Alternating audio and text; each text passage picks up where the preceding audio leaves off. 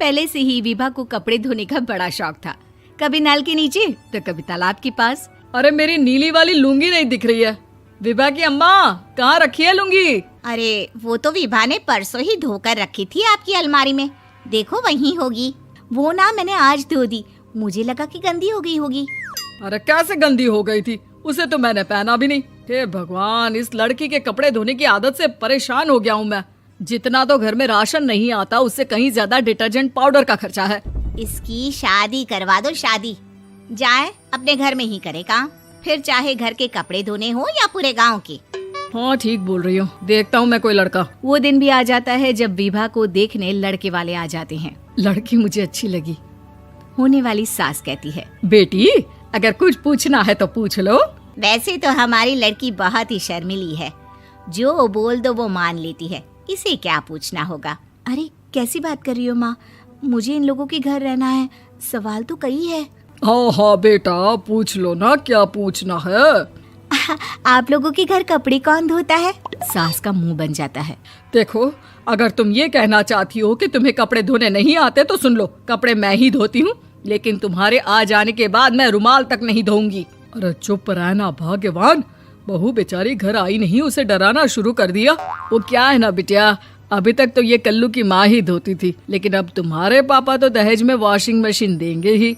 तभी विभा की माँ बोल पड़ती है, सवाल भी पूछा तो क्या। वैसे भाई साहब, मशीन की तो फिर भी कपड़े धोने की कैपेसिटी होती है। मतलब जो बिटिया दे रहे हैं ना विभा, इसे कपड़े धोने का बहुत शौक है। ये आप लोगों के क्या, आस पड़ोस गांव मोहल्ले सबके कपड़े धो दे और उफ तक ना करे। बाहर देखा नहीं आपने कितने कपड़े सूख रहे हैं? सब हमारी बिटिया ने ही तो धोए हैं। बस भी करो ना माँ, शर्म आ रही इतनी तारीफ सुनकर। और तो और एक दाग निकाल कर दिखाओ तो मान जाऊं। हाँ अच्छा, माफ करना बेटा, मैंने गलत समझा। हमें तो रिश्ता बहुत पसंद है। और ऐसे जुड़ जाता है रिश्ता कपड़े धोने का शौक रखने वाली विभा का। उसकी शादी हो जाती है कोयला फैक्ट्री में काम करने वाले कल्लू के साथ। शादी के बाद अचानक विभा चिल्लाती हुई सास के पास आती है। सासू माँ, अरे सासू माँ कहाँ है आप? ये तो धोखा है, धोखा दिया आप लोगों ने मुझे। इसे ससुर के चक्कर के बारे में पता चल गया।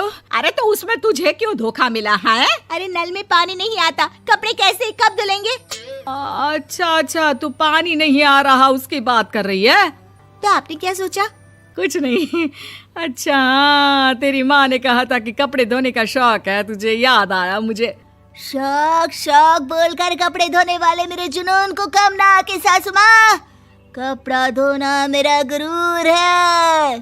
तभी पति भी वहाँ आ जाता है। अभी मैंने इसे सनी देओल की फिल्म दिखाई है, उसी के डायलॉग मार रही है माँ। अच्छा सुन, साफ साफ बता रही हूँ, पानी सुबह 4 से 6 और शाम को 10 से 12 आता है, समझी? विभा टाइमिंग सुनकर हैरान हो जाती है। ये क्या भूतों का मोहल्ला है? सुबह 4 बजे उठकर कौन कपड़े धोता है? 4 बजे टंकी में पानी जाता है, फिर सारा दिन धोना ना, किसने मना किया? अरे कैसी बात कर रही हैं? 200 लीटर की टंकी में कितने कपड़े धो लूंगी मैं? सुबह ही उठ जाऊंगी मैं। अब क्या था, विभा सुबह 4 से लेकर रात के 12 बजे तक कपड़े ही धोती रहती।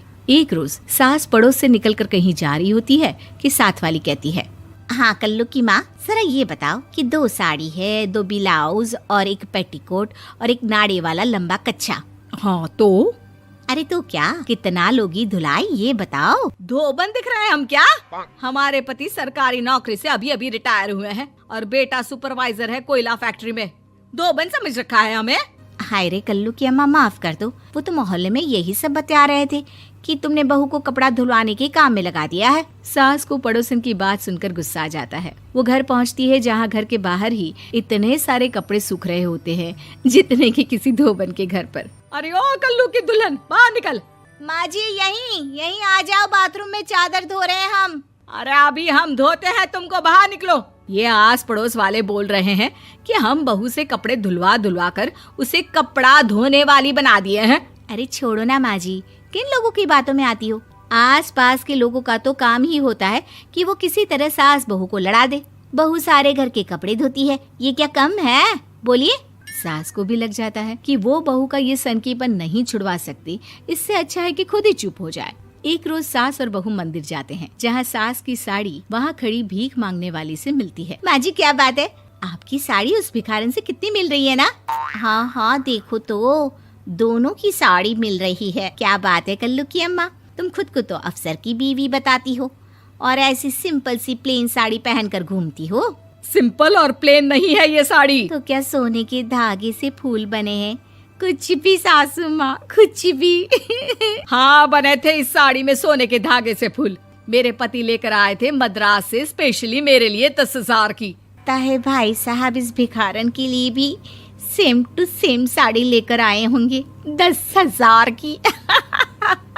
सास उस वक्त कुछ नहीं कहती, लेकिन बहू के साथ घर आती है और अलमारी से एल्बम निकाल कर लाती है। ये साड़ी देख रही है, ये वही साड़ी है जिसे मैंने अभी पहना था। इस साड़ी में ये जो चमकदार फूल दिख रहे हैं ना, ये सोने के धागों से काढ़े गए हैं। लेकिन तू लोकल वॉशिंग मशीन ब्रश से घिस घिस कर सारे फूलों को निकाल कर साड़ी प्लेन कर दी। मुझे माफ कर दीजिए सासू माँ। और तो और, जब मैंने तुझे तेरी गलती के लिए कुछ नहीं कहा, लेकिन तूने तो सबके सामने मेरा मजाक ही बना दिया। क्यों? बहू को समझ में आ जाता है कि अब से उसका कपड़े धोना बंद।